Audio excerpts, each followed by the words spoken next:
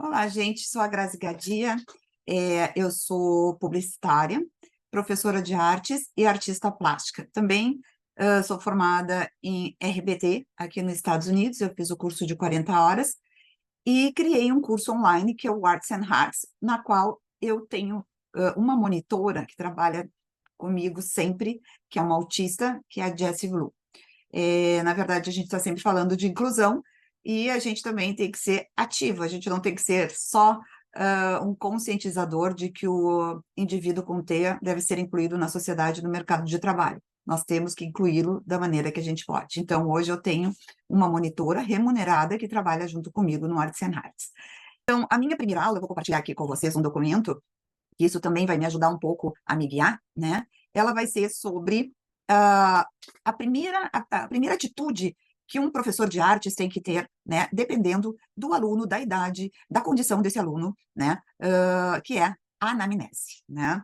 Nós vamos ver aqui para que ela serve, né? Ela é fundamental, na verdade, com quem se realiza a anamnese, o que se deve perguntar, e dentro dessa anamnese, né, tem pontos bem importantes, que é o hiperfoco, o reforçador e identificar o plano da primeira aula. Então, continuando, eu vou mostrar para vocês o documento que eu uso para guiar a minha anamnese, né? Nenhuma entrevista ela é tão estática, na verdade, ela tem que ser orgânica, né? Porque as coisas vão surgindo durante uma entrevista, né? E então, aqui, gente, eu tenho esse modelo da BCBA que me orientou a fazer o curso e que fez a minha supervisão. Então, é um modelo bem americano, a gente precisa ter todos esses dados que eu estou colocando aqui. Então, com quem se faz e para que ela serve? Eu vou tentar fazer essas duas partes junto, tá? Geralmente, se é uma criança, né?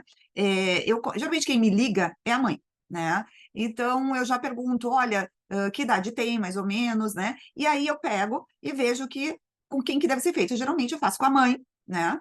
Porque a mãe vai me dar todo o histórico dessa criança, porque é ela que tem, né? E se a criança, por exemplo, não é verbal, ela não tem nem como me falar. Agora, tem outros indivíduos que tu pode começar com uma mãe ou com uma terapeuta e ela pode te passar o aluno, porque o aluno tem condições de te responder algumas perguntas que tem aqui nessa anamnese. Então, a primeira coisa que, claro que a gente pergunta é o nome da criança inteiro, completo, a idade, a data de nascimento, né, o sexo e qual o diagnóstico, né? Geralmente aqui nos Estados Unidos, se não é a mãe, a gente precisa ter um guardião, né, que se diz, é um tutor. Por exemplo, assim, na falta dessa mãe, com quem é que eu irei conversar, tá? E eles é que têm que me autorizar isso. Telefone, e-mail, né, o endereço, a cidade onde fica. Só para explicar para vocês, gente, eu dou aula online, virtual. Já dei aulas presenciais, mas a minha expertise é no online. E isso tudo começou na pandemia, né? E é incrível como a gente adquire, como a gente accomplish things, like, a gente conquista coisas através dessas aulas de arte, se elas são bem planejadas, de forma virtual, né? Outra pergunta muito importante: quais são as terapias que esse indivíduo está fazendo nesse momento, né? É importante saber a carga horária de que esse indivíduo está trabalhando, que tipo de terapias, né? Se é só terapia comportamental, se tem terapia sensorial, se tem a fonoaudióloga, e por que cada uma dessas terapias. E que horas, e como que a terapia de artes vai entrar, ou seja, a aula de artes, como eu chamo, ela vai entrar nesse hall, né, de terapias desse indivíduo. As condições médicas, é muito importante a gente perguntar isso, porque muitas vezes, né, a gente sabe que o autismo tem suas comorbidades, né, e tem problemas de convulsões, epilepsia, preciso saber o histórico, como que foi que começou e como que ela se medica e como que hoje estão as condições desse indivíduo com relação à medicação, alergias e tudo mais, né. Isso tudo pode influenciar a aula, sim. Né, tem crianças, às vezes, que ficam muito sonolentas por causa da medicação, então a gente precisa ver qual o melhor horário, né, para ter uma aula de artes com esse indivíduo, para que ele tenha maior rendimento possível com a aula, né? Depois, mas, gente, só para explicar aqui, eu vou parar um pouquinho. Às vezes, a conversa, por exemplo, assim, aqui na minha anamnese, eu vou perguntar se é verbal praticamente na segunda página.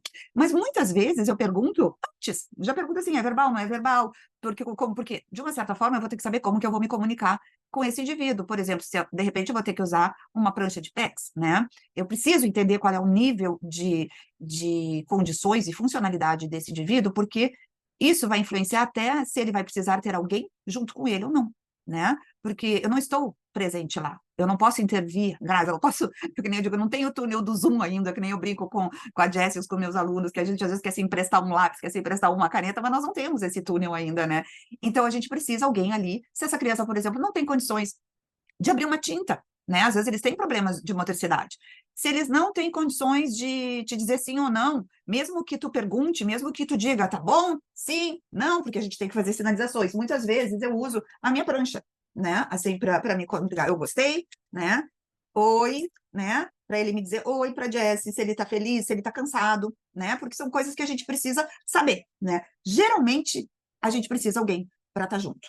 Tá? A não ser que seja um autista de altas habilidades e muita funcionalidade nessa área, né? Por exemplo, a minha monitora nunca teve ninguém com ela. Ela foi se desenvolvendo devagarinho, devagarinho, eu ensinando, dizendo como tinha que se organizar, e tudo bem, mas a maioria tem uma AT, ou às vezes até a mãe.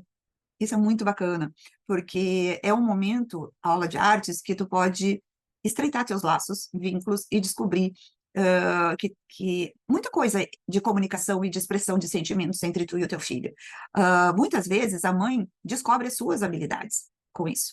Então, é bonito, é legal de ver, é uma experiência, né? É muito gratificante. Que as mães precisam ouvir. E daí eu estava lendo o seu texto que você fala de como a gente é um brotinho, de como a gente, como precisa, como a gente vai, às vezes não é exatamente a plantação é esperada, Me mas lembro. que a mãe dedique, que a mãe aprende a dedicar completamente. E eu achei isso tão lindo que você escreveu, e eu fiquei pensando, meu Deus, como que as pessoas não conhecem, muita gente tem que conhecer esse livro da Juni. Eu quero que você tire uma foto dele para eu compartilhar, porque eu achei ele a coisa mais linda. E eu, Jessie, como